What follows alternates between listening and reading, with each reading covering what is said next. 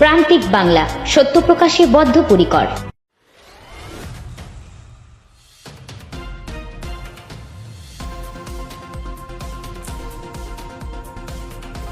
নামখানায় এসে ২৬শে সেপ্টেম্বর ঈশ্বরচন্দ্র বিদ্যাসাগরের জন্মদিনে নামখানা সাধারণ মানুষদের কলকাতায় আন্দোলনের ডাক দিলেন ডিওয়াইএফআই এর রাজ্য সম্পাদক মীনাক্ষী মুখার্জি।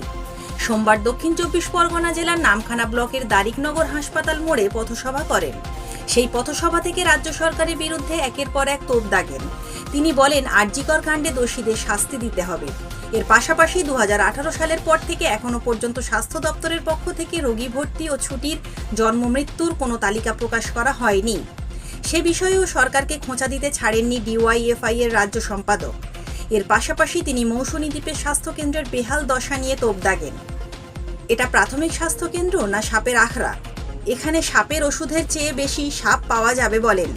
তিনি বলেন, আমি এখানে ভোট চাইতে আসিনি, আমি চাই সবাই সমাজের অন্যায়গুলির বিরুদ্ধে প্রতিবাদ করুক।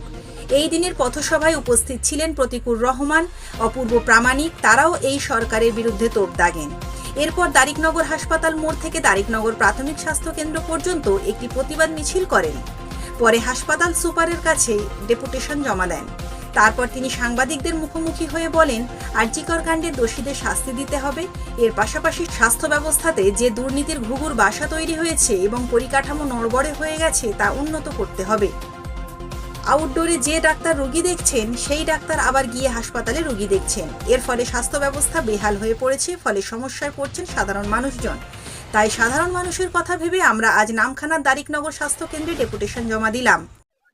আরজিকরের নির্যাতিতা দোষীদের শাস্তি এবং বেহাল স্বাস্থ্য ব্যবস্থা তারও পরিকাঠামোগত এবং স্বাস্থ্য পরিষেবার উন্নতি ঘটাতে হবে। যেখানে ঘুঘুর বাসা তৈরি করে রেখেছে, স্বাস্থ্য দুর্নীতি প্রত্যেকটা দিন যা প্রকাশ্যে আসছে, তাতে সাধারণ গরিব খেটে খাওয়া মেহনতি মানুষ যারা ২ টাকার টিকিটে একটা হসপিটালে, একটা হেলথ সেন্টারে, প্রাথমিক স্বাস্থ্য কেন্দ্রে যায়, তার অবস্থাও খারাপ হয়ে যাচ্ছে। তার বিরুদ্ধে রাস্তায় নেমেছে সাধারণ মানুষ।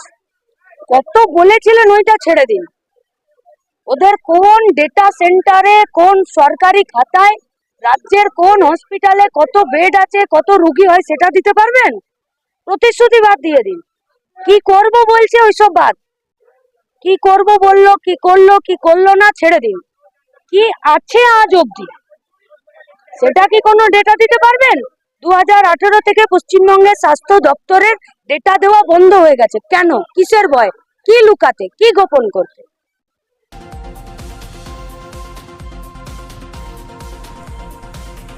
নামখানা থেকে প্রান্তিক বাংলা নিউজ টিম।